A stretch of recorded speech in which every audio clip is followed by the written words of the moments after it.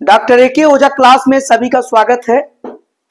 आप सभी के पुरजोर मांग को ध्यान में रखते हुए आज का ये वीडियो बनाया जा रहा है। यह हिस्ट्री, जीके और जीएस की दृष्टि से बहुत ही इंपॉर्टेंट है, क्योंकि इस समय एग्जामिनेशन यानी कॉम्पिटिटिव एग्जाम्स का समय चल रहा है और इसमें तमाम तरह के परीक्षाएं अभी हो रही हैं, जिसमें कि हिस्ट्री, जीके या जीएस के अंतर्गत कुछ ऐसे क्वेश्चन पूछे जाते हैं जहां बच्चे सही आंसर नहीं दे पाते हैं और उनका जो कारण होता है उनका सिस्टमेटिक अध्ययन का अभाव होता है।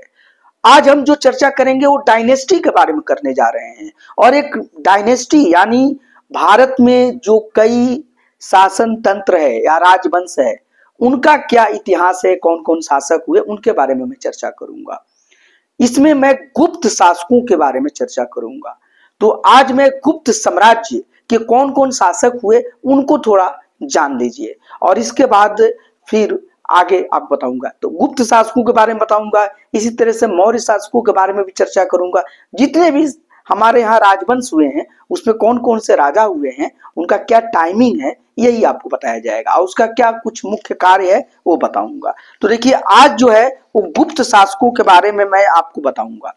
और जैसा कि आप जान जाइए कि ये जो मौर्य वंश और गुप्त वंश के पतन के बाद, पता है ना कि मौर्य वंश का जब पतन हुआ 185 आपको बीसी में, तो शुंग वंश आया। यानी मौर्य वंश का अंतिम शासक बृहद्रथ थे और उन्हीं की हत्या उन्हीं का सेनापति पुष्यमित्र शुंग करते हैं और शुंग वंश आ जाता है। और उसके बाद शुंग वंश के भी पतन के बाद एक काफी समय तक, जब तक कि हर्षवर्धन नहीं आ जाते हैं, एक काफी समय तक एक पॉलिटिकल वैक्यूम रहा, राजनीतिक रिक्तता रही। यानी कि राजनीतिक एकता कई क्षेत्रों में स्थापित नहीं हुई और इसी को हालांकि कुषाण और सातवाहनों ने राजनीतिक एकता या पॉलिटिकल यूनिटी की थोड़ा सा प्रयास, बहुत ज्यादा प्रयास किया, थोड़ा सा नहीं प्रयास किया, लेकिन फिर भी वो पूर्ण रूप से वो राजनीतिक एकता को पूरे उत्तर भारत में और पूरे भारत में लाने में वो असमर्थ रहे। तो यह कार्य किया गुप्तों ने, गुप्त शासकों ने। और गुप्त शासक है जो गुप्त साम्राज्य जिसको कहते हैं या गुप्ता डायनेस्टी, इन्होंने काफी मतलब मौर्यों के बाद काफी समय के बाद इन्होंने एक बृहद साम्राज्य की स्थापना की और एक अपने शासन तंत्र के अंतर्गत भारत को एक सूत्र में पिरोया। और मूल रूप से ये लोग, इनका जो शासन है वो उत्तर भारत और कुछ थोड़ा सा हद तक ये दक्कन तक ये लोग पहुंच पाए हैं। तो इन्हीं के बारे में हम चर्चा करेंगे। तो सबसे पहले देखिए ये गुप्त साम्राज्य का ये संस्थापक कौन है। तो इसका संस्थापक माना जाता है श्री गुप्त को। तो ये देखिए सबसे पहले इनका जो संस्थापक है, देखिए सबसे पहले संस्थापक मैं लिख देता हूं, आप लोग लिखते चले जाइए संस्थापक। बस ये शासकों का नाम जानना जरूरी है, तो फिर आपको पढ़ने में काफी सुविधा होगी। तो जो ये गुप्त साम्राज्य का जो संस्थापक है ये है श्री गुप्त, गुप्त या श्री गुप्त इनको कहा जाता है, ठीक है, श्री गुप्त। और इनका जो शासन काल जो माना जाता है वो 240 से 280 एडी है, ईस्वी सन है। क्या है?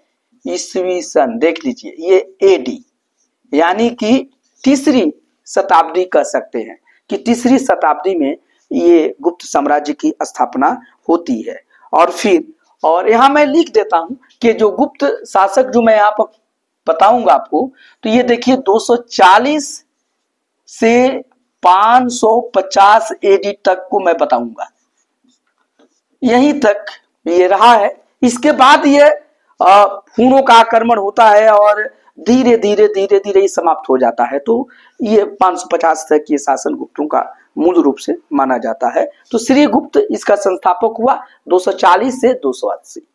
इसके बाद श्री गुप्त का देखिए पुत्र, देखिए श्री गुप्त का पुत्र दूसरा, ये पहला शासक हुआ है।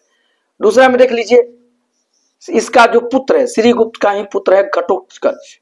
क्या नाम है? घटोत्कच। घटोत्कच ये शासक होते हैं।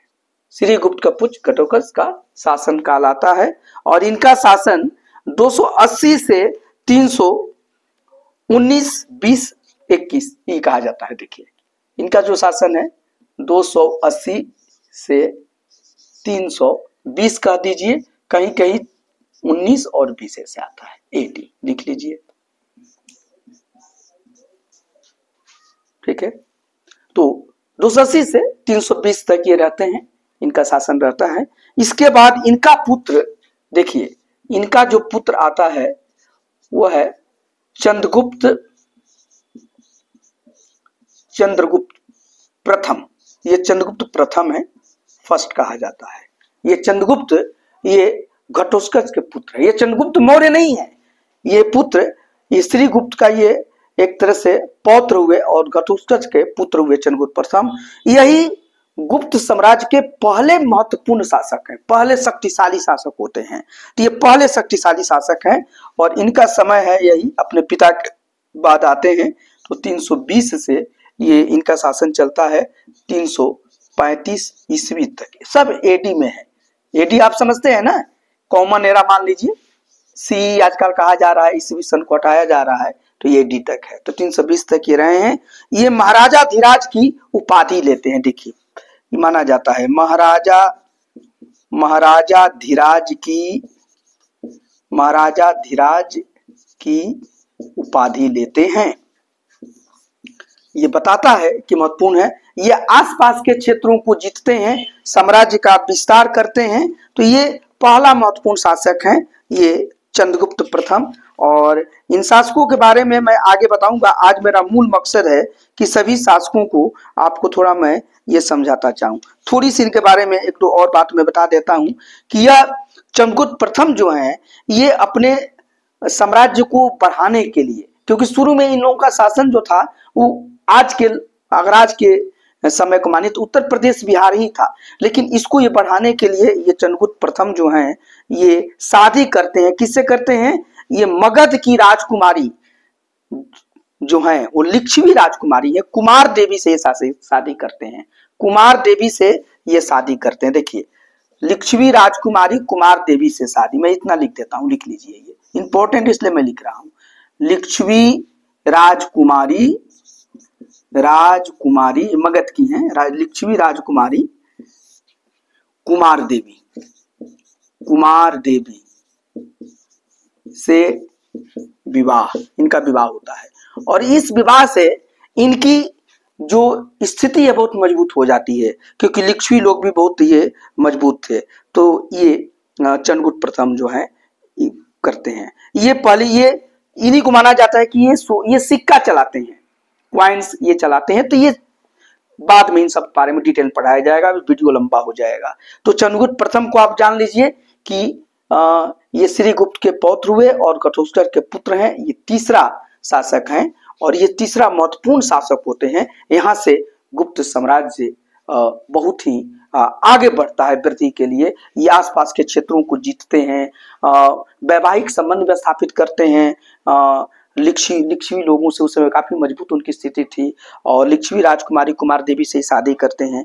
फिर इनका जो पुत्र होते हैं, अब इसके बाद वो इंपॉर्टेंट शासक हैं, उनके बारे में आपको मैं बता रहा हूं कि इनके जो पुत्र होते हैं समुद्रगुप्त, पूरा है समुद्रगुप्त, ये इनके पुत्र होते हैं। ऐसे मैं लिख देता हूं, देखिए लिख रहा हूं। अब इनके जो चंद्रगुप्त के जो पुत्र हैं, पुत्र चौथा शासक हैं समुद्रगुप्त। ये बहुत इंपॉर्टेंट शासक हैं। अब सभी इंपॉर्टेंट शासक आ रहे हैं। ये समुद्रगुप्त शासक हैं। इनके सिक्के पर इनको बीड़ा बजाते हुए दिखाया गया है। और अभी एनसीईआरटी की सीरीज बन रही है तो उसमें समुद्रगुप्त के बारे में विस्तार से आपको हम चर्चा करेंगे, तो वही हम चर्चा करेंगे। और चूंकि वही मैं पढ़ा रहा था तो बच्चों का डिमांड आने लगा कि थोड़ा सर आप डायरेक्ट समुद्रगुप्त पर आ रहे हैं, उनके पहले के शासकों को बताइए और उनके बाद के शासकों को बताइए। तो इसलिए मैं आपको क्लियर कर रहा हूँ। क्लियर है ना? गुप्त साम्राज्य का संस्थापक ये श्रीगुप्त हैं। इनका समय है ये 240 में गुप्त साम्राज्य की स्थापना करते हैं और 280 तक शासन करते हैं। फिर 280 में इनके पुत्र घटोत्कच शासन में आते हैं। वो 280 से 320 तक और कहीं कहीं 319 भी लिखा रहता है बुक में, तो ये शासन करते हैं। फिर इनका पुत्र चंद्रगुप्त प्रथम शासक बनते हैं। 320 से 335 एडी तक इनका शासन काल है। ये महाराजा धीराज लेते हैं और ये पहला सबसे बड़ा शक्तिशाली शासक है, पहला शासक। और ये लिच्छवी राजकुमारी से भी कुमार देवी शादी करते हैं, जिससे कि इनकी जो स्थिति है काफी मजबूत होती है। और फिर इनका पुत्र समुद्रगुप्त होते हैं और राजा बनते हैं। ये चंद्रगुप्त प्रथम और कुमार देवी के पुत्र हैं चंद्रगुप्त, ये समुद्रगुप्त। तो समुद्रगुप्त चंद्रगुप्त प्रथम और कुमार देवी के पुत्र हैं, ये शासक बनते हैं। इनका देखिए शासन काल है, बस शासन काल समझ लीजिए 335 ईस्वी से 335 ईस्वी से देखिए इनका शासन काल है 375 तक। देखिए लंबा समय तक शासन करते हैं 375 तक। इन्हें ये ईस्वी सन है, ईस्वी सन, या इसी को आप एडी भी बोलते हैं, एडी, या इसी को सी कॉमन एरा भी बोला जाता है। ये सब मैं आपको समझा चुका हूं।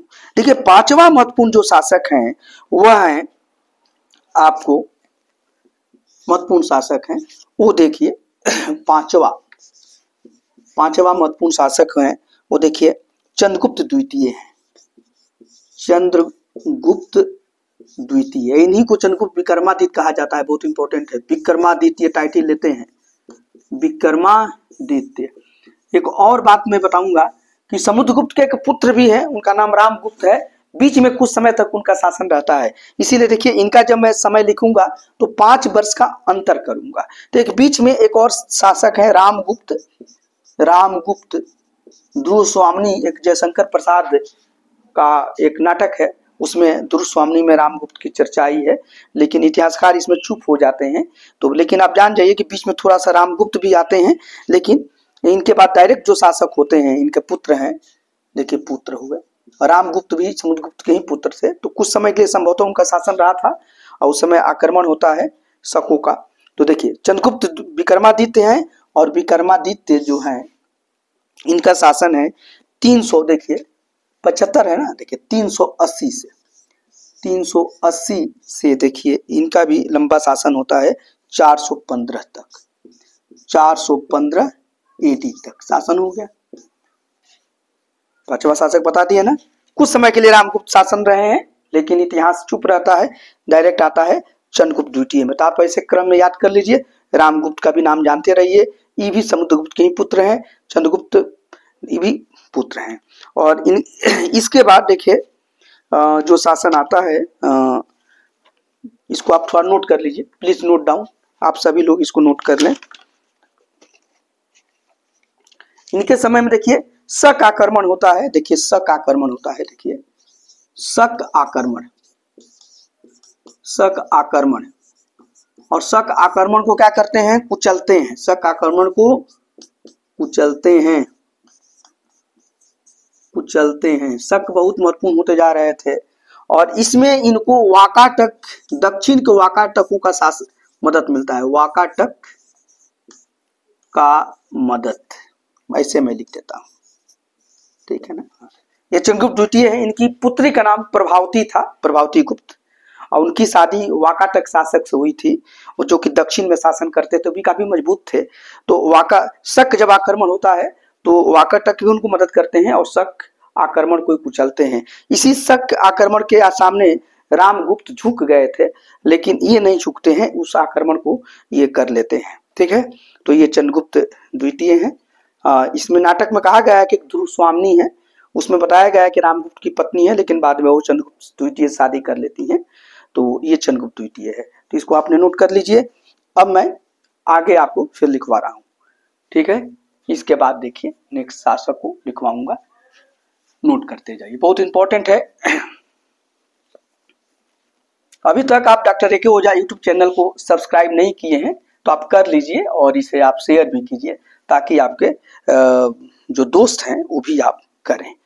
और अब देखिए, अब चंद्रगुप्त द्वितीय जो विक्रमादित्य हैं, जिनके बारे में बहुत सारी कहानियां आप लोग सुनते हैं, इन्होंने अपनी राजधानी, जान रहे गुप्तों की राजधानी पाटलिपुत्र हुआ करती थी, इन्होंने अपनी राजधानी उज्जैन में भी बनाया था। चंद्रगुप्त विक्रमादित्य की राजधानी उज्जैन भी थी और पाटलिपुत्र थी ही, 2 जगह से ये शासन करते थे। तो ये सब चीज इसमें है। इसके साथ देखिए अब चंद्रगुप्त द्वितीय के बाद जो शासक आते हैं, बहुत इंपॉर्टेंट शासक हैं, वह हैं आपके कुमारगुप्त, ठीक है ना। तो इसके बाद देखिए शासक होते हैं कुमारगुप्त, ये छठा लिख लीजिए, कुमारगुप्त। कुमारगुप्त इंपॉर्टेंट शासक है, रामगुप्त को हमने काउंट नहीं किया है क्योंकि कुमारगुप्त है और चंद्रगुप्त द्वितीय के ये पुत्र हैं कुमारगुप्त, ये इनके चंद्रगुप्त द्वितीय के पुत्र हैं। और कुमारगुप्त के समय में क्या होता है, ये नालंदा विश्वविद्यालय का स्थापना करते हैं, नालंदा विश्वविद्यालय की स्थापना, नालंदा विश्वविद्यालय की स्थापना का श्रेय कुमारगुप्त को मिलता है, उन्होंने इसमें मदद किया है। इन्हीं के राज्यकाल में नालंदा विश्वविद्यालय का स्थापना हुई जो एक अंतर्राष्ट्रीय विश्वविद्यालय था। फिर इसके बाद देखिए सातवां जो है, इन्हीं का पुत्र जो है कुमारगुप्त का आपको मैं यहाँ पर टाइम लिखवा देता हूँ, तो कहेंगे कि सर आपने टाइम यहाँ पर छोड़ दिया।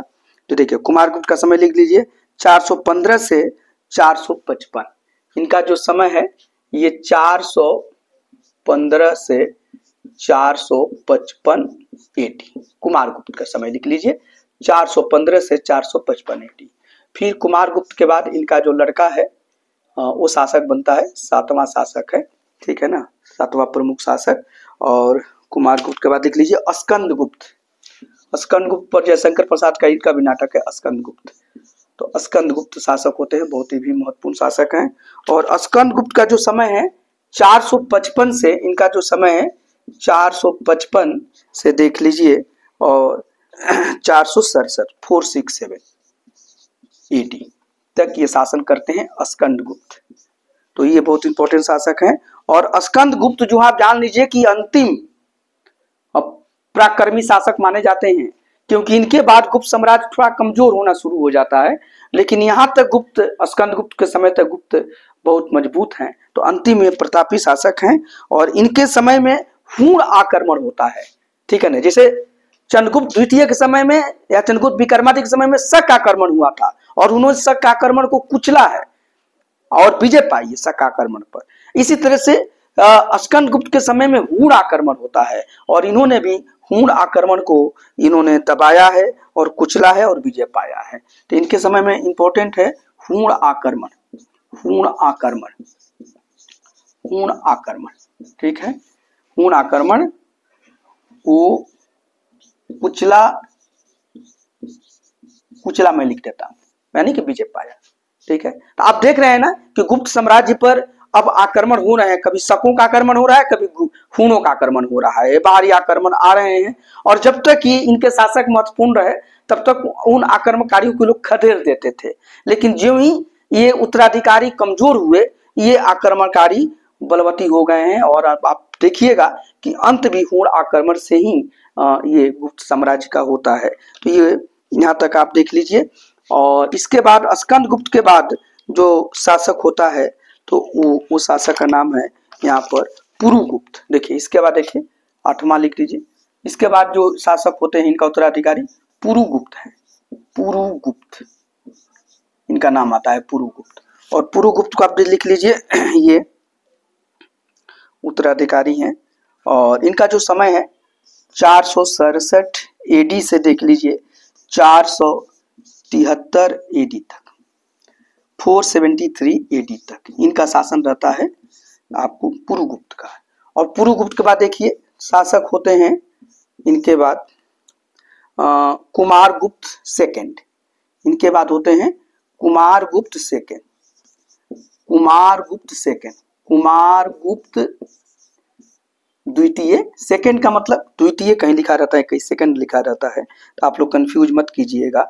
इनका समय है वही 473 से 473 से देख लीजिए और 479 तक, 479 एडी तक ये कुमारगुप्त का समय है, कुमारगुप्त द्वितीय का समय है। द्वितीय कुमारगुप्त पहला नहीं, वो तो पहला कुमारगुप्त मैं बता ही दिया जिनके समय में नालंदा विश्वविद्यालय का स्थापना हुई थी। एक कुमारगुप्त द्वितीय भी है, कुमारगुप्त तृतीय भी आएंगे। तो कुमारगुप्त द्वितीय का शासन मैं बता दिया। और फिर देखिए इनका शासक, इनका जो उत्तराधिकारी है वो बुद्धगुप्त है, बुद्धगुप्त यही नाम आता है बुद्धगुप्त।